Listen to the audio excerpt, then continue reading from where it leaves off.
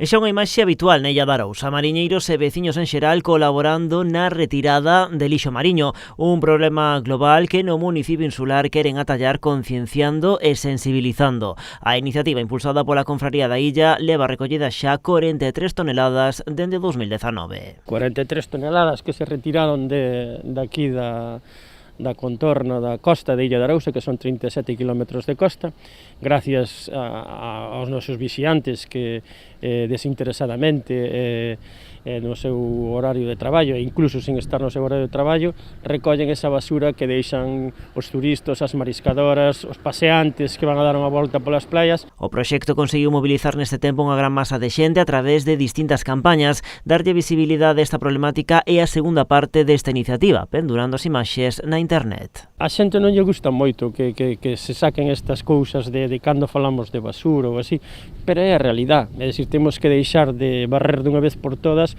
para debaixo da alfombra que é o mar, é dicir, temos que concienciar e crear concienciación, que é fundamental para que finalmente non vaya ao mar eso.